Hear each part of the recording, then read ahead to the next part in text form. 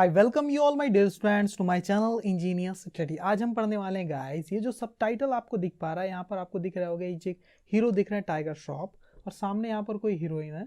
Heroine से वो क्या कह रहे हैं, देखो हीरोइन किसी मुश्किल में आ चुकी है इस फिल्म की, और वो हीरो को याद करती है 4 साल के बाद, और कुछ ऐसी बात कहना चाहती है जो वो फ़ोन पे नहीं कह सकती, इसलिए उसने डायरेक्ट अपने पास बुला लिया है हीरो को। ठीक है, अब ये हीरो क्या पूछ रहा है, after 4 years you remembered me, I mean ऐसा करके वो कुछ कह रहा है, मतलब आफ्टर 4 years मतलब 4 सालों के बाद, यू रिमेंबर्ड मी तुमने मुझे याद किया, ऐसा वो कह रहा है।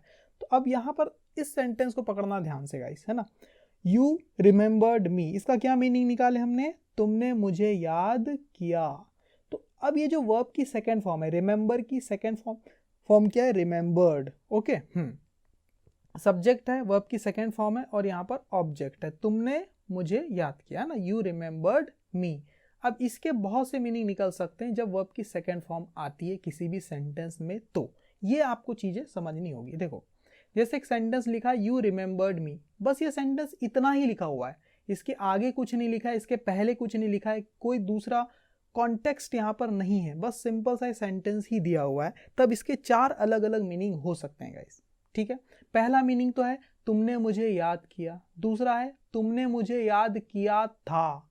आप किया बोलो या किया था बोलो, क्योंकि वर्ब की पास्ट फॉर्म है, ये भी इसका मीनिंग निकलता है। तुम मुझे याद करती थी, ये भी इसका मीनिंग निकलता है। या फिर इसी सेंटेंस को ऐसे ही बोल सकते हो, तुम मुझे याद किया करती थी। ये जो लास्ट के दोनों सेंटेंस है सेम ही है, बस बोलने का तरीका चेंज हो जाता है। तो इस इतने टाइप से मीनिंग इस सेंटेंस के हो सकते हैं। ठीक है सर, हमें कैसे पता चलेगा कि किस सेंटेंस में किस समय इसका क्या मीनिंग होगा, इस सेंटेंस का एग्जैक्ट। अगर इतना ही लिखा हुआ है यू रिमेंबर्ड मी, तो इसके बहुत से मीनिंग, चारों मीनिंग बिल्कुल सही है। लेकिन किसी सेंटेंस के बीच में कहीं यू रिमेंबर्ड मी वर्ब की सेकंड फॉर्म लिखी हुई है, तब कैसे हम पता करेंगे। तो अब आगे देख लेते हैं हम लोग। जैसे यहां पर ऐसा लिखा हुआ है सेंटेंस, आफ्टर 4 years 4 सालों के बाद, फिर लिखा है यू रिमेंबर्ड मी। अब इस यू रिमेंबर्ड मी का यहां पर एग्जैक्टली क्या मीनिंग निकालेंगे इन चारों में से, सोचिए क्या मीनिंग होगा। 4 सालों के बाद यू रिमेंबर्ड मी, तुमने मुझे याद किया, ये निकालो, तुमने मुझे याद किया था। देखो परिस्थिति को समझो, अब ये हीरो आया हुआ है, ठीक है, और हीरोइन को बोल रहा है वो कि 4 सालों के बाद तुमने मुझे याद किया, तो यही मीनिंग सही होगा यहाँ पर। अगर वो ऐसा, इसका ये मीनिंग गलत हो जाएगा, तुमने मुझे याद किया था, नहीं, वो तो अभी पूछ रहा है तुमने मुझे याद किया करके। तुम मुझे याद करती थी, ऐसा भी नहीं है ना, तुम मुझे याद किया करती थी, ये भी कोई इसका मीनिंग नहीं है। तो सही मीनिंग इसका क्या है, तुमने मुझे याद किया, ये आप देख पा रहे हैं, बाकी पूरे रॉन्ग है। ओके, अगला सेंटेंस। अब यहां पर मैंने कुछ और कॉन्टेक्स्ट लगा दिया, कुछ और सेंटेंस आगे पीछे ऐड कर दिया।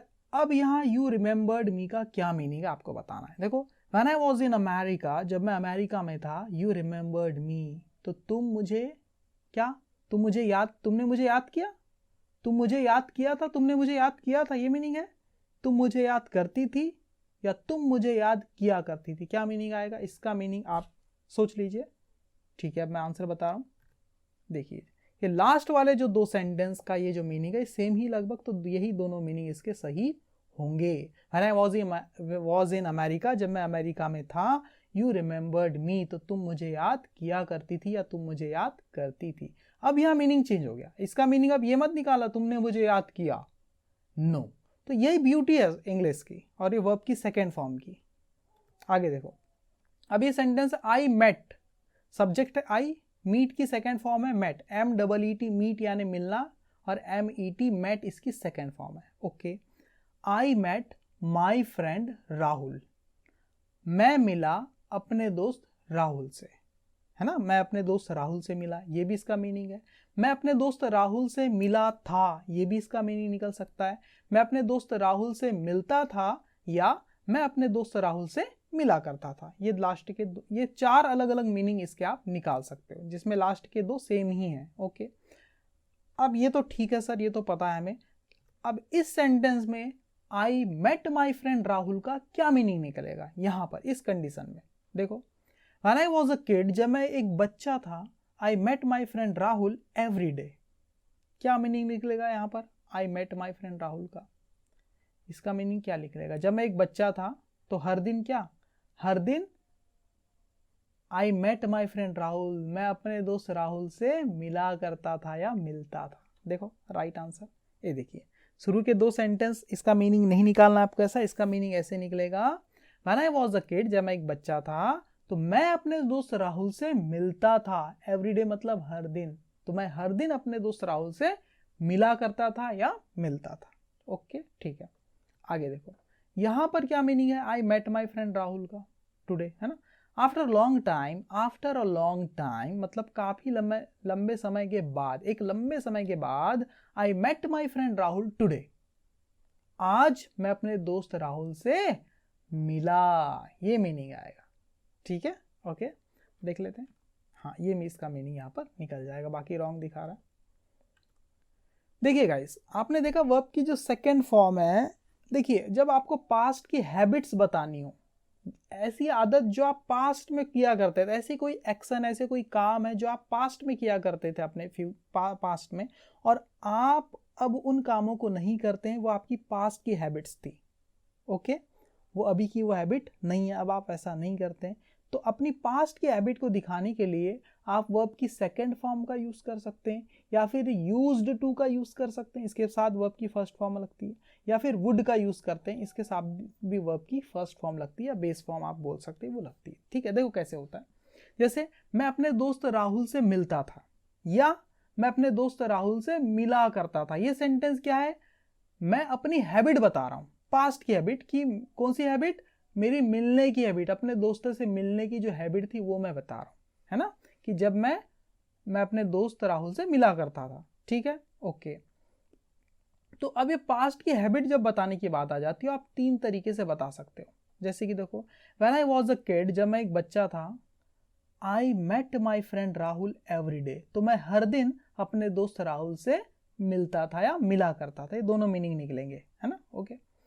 या फिर दूसरा तरीका, आप V2 के बदले आप यूज्ड टू का भी इस्तेमाल कर सकते हो। वर्ब की जो पास्ट फॉर्म है इसके बदले आप यूज्ड टू प्लस वर्ब की बेस फॉर्म का इस्तेमाल कर सकते हैं। जैसे कि when I was a kid, जब मैं एक बच्चा था, आई यूज्ड टू मीट, मैं मिला करता था, माई फ्रेंड अपने दोस्त राहुल से हर दिन।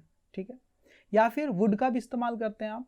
When I was a kid, जब मैं एक बच्चा था, I would meet my friend Rahul every day, तो मैं हर दिन अपने दोस्त राहुल से मिला करता था या मिलता था।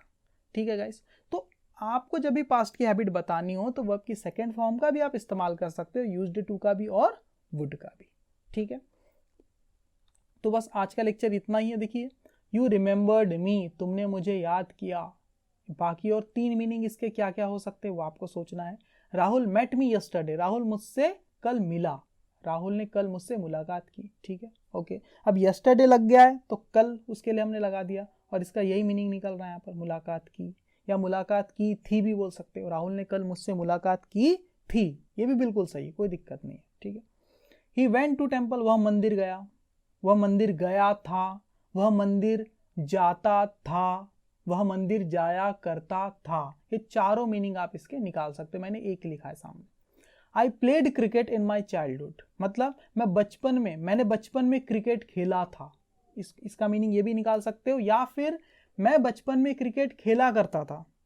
ठीक है ओके, ये भी इसका मीनिंग निकाल सकते हो। ठीक है, तो इस टाइप से आप वर्ब की सेकेंड फॉर्म के अलग अलग मीनिंग को आप समझ सकते हैं। देखिए गाइस, ये जो सेंटेंस था आप सबटाइटल में आप देख पा रहे थे यहां पर, है ना, यू रिमेंबर्ड मी, तो यहां पर वर्ब की सेकेंड फॉर्म के बारे में आज हमने जाना। ठीक है, तो इस टाइप से अगर एक एक सेंटेंस को आप इतनी डेप्थ में जाकर के पढ़ेंगे, उसका मीनिंग निकालेंगे, अलग अलग टाइप के सेंटेंस बनाने का प्रयास करेंगे खुद से, तब आप रियल में सही इंग्लिश सीख पाएंगे। ओके, आज के लिए इतना ही। Thank you very much my dear student.